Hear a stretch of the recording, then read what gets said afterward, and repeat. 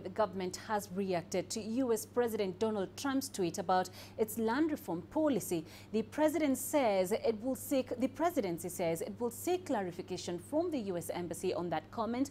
Now, the South African government says it will speed up the pace of land reform in a careful and inclusive manner, and it totally rejects narrow perceptions of the process which seek to divide the nation. For more on this, we are joined by Angelo Fick, a political analyst from South Africa.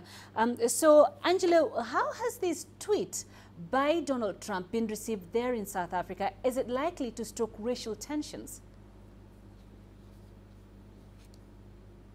Well, I think the majority of responses that we've seen in South Africa so far have been quite critical of Donald Trump because the land question and the land transformation and land restitution question has already been quite complex in South Africa.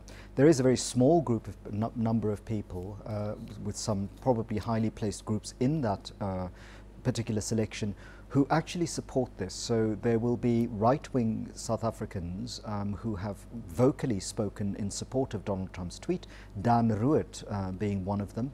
But the majority of South Africans have expressed a kind of concern about the way in which Donald Trump has proceeded to use this to deflect from his domestic issues. And the cabinet has released a statement suggesting that they will engage the American government through diplomatic channels about the latest remark from the President of the United States.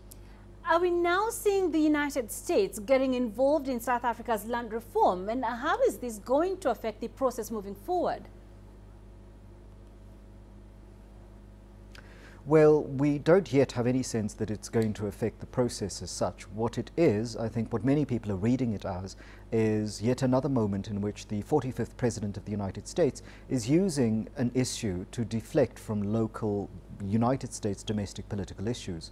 It is not clear yet whether this, based on a conspiracy theory that first started in Australia and then gets picked up by Tucker Carlson, and then is used by the United States President, will become something of a diplomatic spat and will begin to affect relations between the United States and South Africa.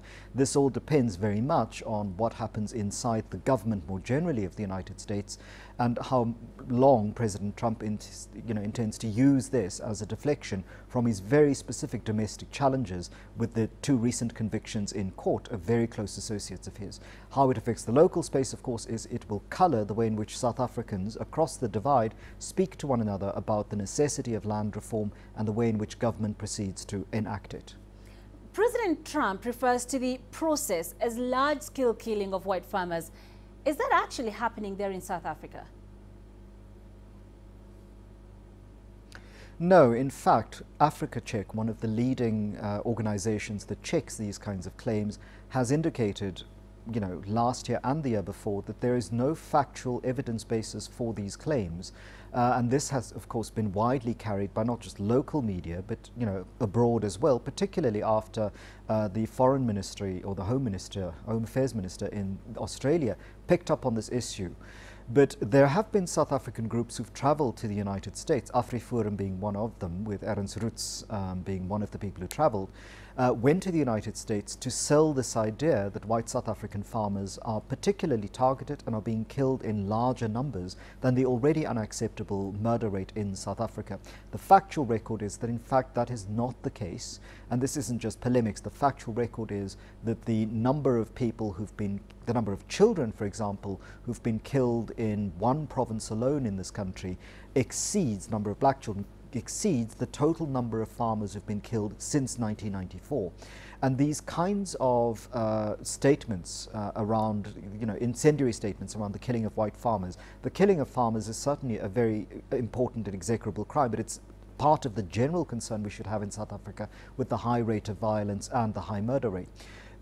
When groups single out white farmers, it's often to pick at statistics that don't support their argument, and Africa Check in South Africa has certainly disproven the claim. Angelo, we appreciate you talking to us. Thank you.